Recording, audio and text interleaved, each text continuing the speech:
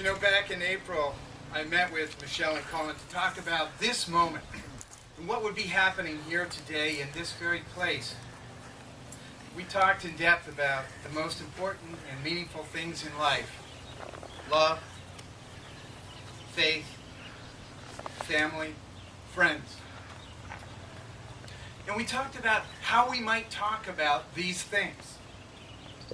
And then, right in the middle of it all, Michelle asked if it would be okay if, right before the start of the formal part of the ceremony, they picked up a camera and took one last photo of each other in their premarital state.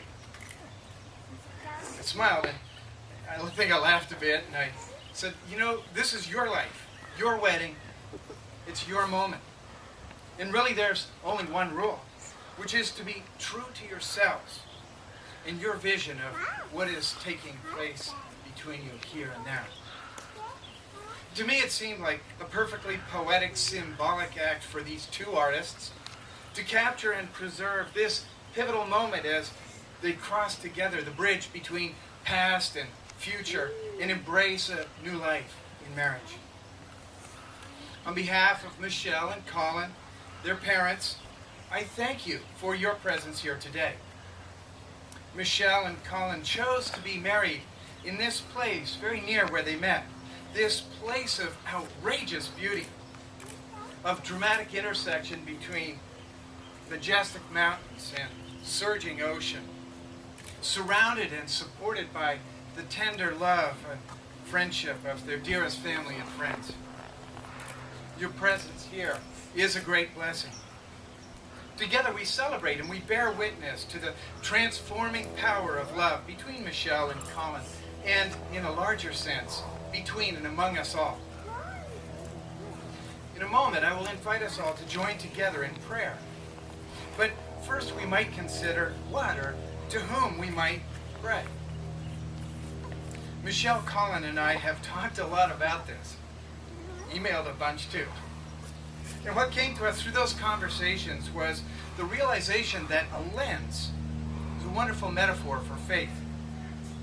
Just as the photographer carefully selects the lens she believes will most effectively capture a moment and communicate it to others, so each person chooses a set of beliefs and concepts that translate the experiences of life into a meaningful construct. Some might look at life through the lens labeled Catholic, or New Church, or Buddhist, or perhaps agnostic. Some might refer to what they see through their lens as God, or Jesus, or Buddha, or something else.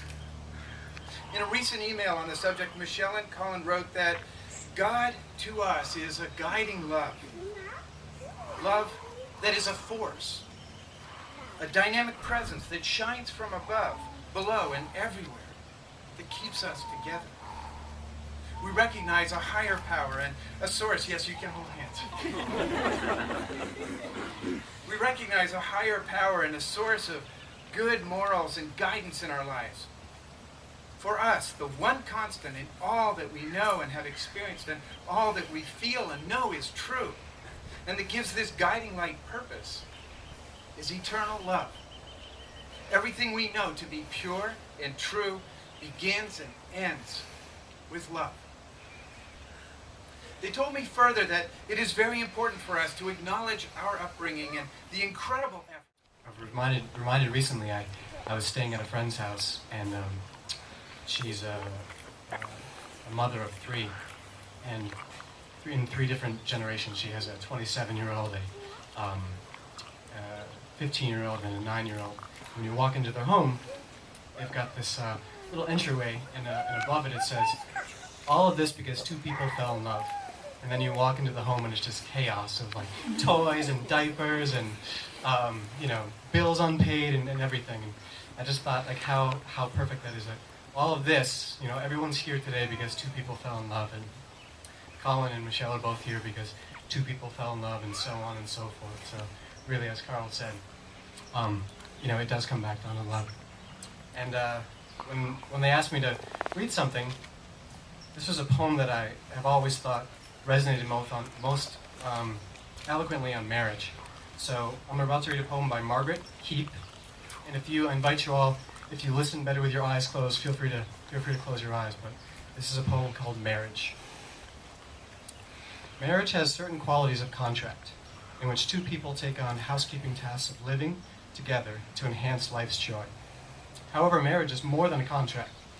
Marriage is commitment, to take that joy deep, deeper than happiness, deep into the discovery of who you most truly are. It is a commitment to a spiritual journey, to a life of becoming, in which joy can comprehend despair, running through rivers of pain into joy again.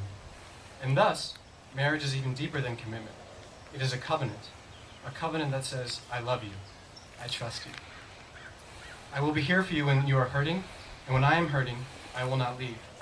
It is a covenant intended not to provide a haven from pain or from anger and sorrow. Life offers no such haven. Instead, marriage is intended to provide a sanctuary safe enough to risk loving, to risk living and sharing from the center of oneself. This is worth everything. And one of my spiritual teachers has a philosophy about the perfect matrimony. And the perfect matrimony is, in his opinion, a sort of paradox that says it's between two beings, two souls that come together, with the one who loves better and the one who loves more. And those are always interchangeable in the relationship. One who's always loving better, one who's always loving more. And that's what I wish for both of you. To stay in love, to always love better, to always push yourself to love more. I love you both. Thank you so much. Quote by Eckhart Tolle. Love is a state of being. Your love is not outside. It is deep within you. You can never lose it, and it cannot leave you. With humility and reverence, we honor this sacred commitment you are making. As a massive force of family and friends, we stand back in awe to watch the two of you create a unique relationship. We trust that you are learning just what you need to, and that your struggles will always reveal to the other how deeply you love.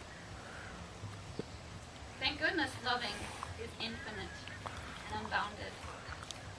There is no end point of complacency at which point you can say, I have loved enough. May you become masters at seeing and calling forth the highest love in the other. May you remember to soften with compassion when one of you has forgotten your own shining nature, and rather create space to nurture the other's greatness back into you.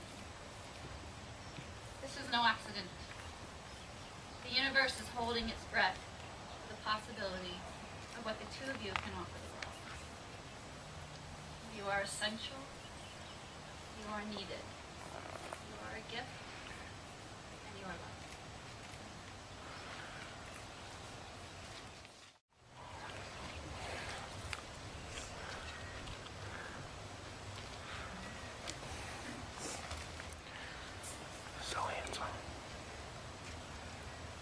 Hi, Michelle.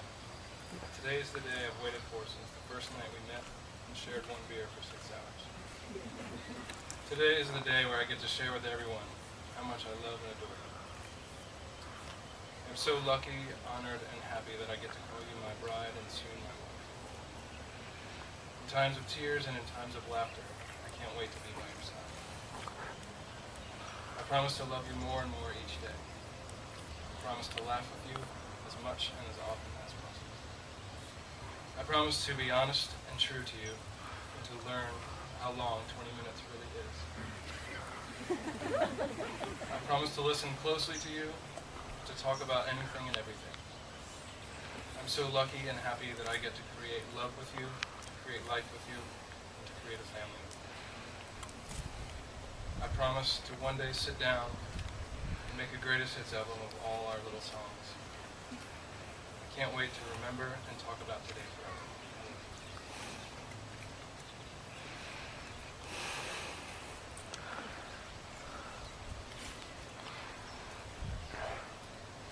Colin, my bugs.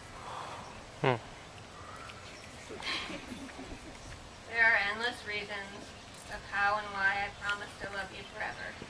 These are only a few of them. Because I am never bored when I'm with you, even when we're doing nothing. I promise to always be happy to agree to pack up and go home when I get scared an hour into camping. Because you convince me to stay when I get scared an hour into camping to face my fears. I promise to always look forward to our next adventure together. Because you make up songs for pretty much everything we do, I promise to always make up the endings and never stop singing them with you. Because you are made up of the most inspiring, ever-growing creativity, I promise that I will never stop creating with you and supporting your imagination. It is what makes you who you are, and it is why I love you. All I have to do is think back of when we first met and my heart rate speeds up. I knew I was in love with you from the second I met you. You are my best friend, my lover, my heart, my love. I promise to always stand by you, listen to you, learn from you, be inspired by you, live life fully with you, raise children well with you, and love you with all that I am. Today I am marrying you, and for the rest of our lives, I will love you as your wife.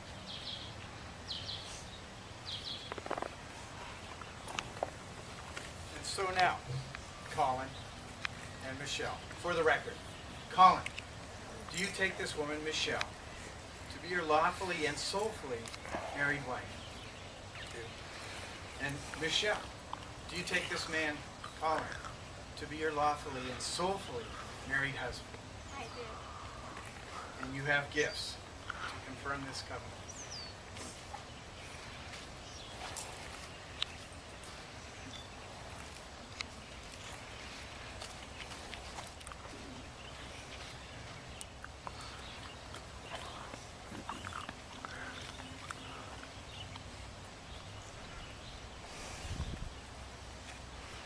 May these rings be a constant reminder of the love that encircles and sustains this marriage.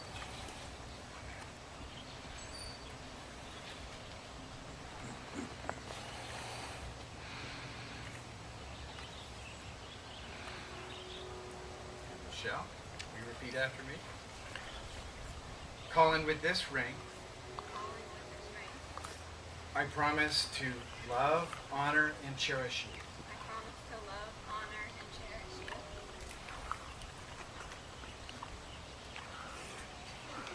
you. In all times, In all times, in all places, in all places, and in all ways, and in all ways, forever. forever. Colin, will you repeat after me? Michelle, with this ring, Michelle, with this ring, I promise to love, honor, and cherish you.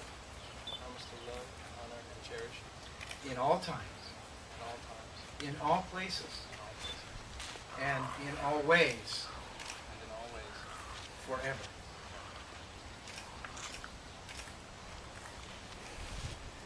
And so, Colin and Michelle, you have declared your love and your commitment to each other in the presence of witnesses, and in so doing have given force and focus and embodiment to the spiritual union that has already grown between you. And now, by the authority vested in me as a minister in the state of California, I pronounce you to be husband and wife, and invite you to share a kiss as the first official act of your married life.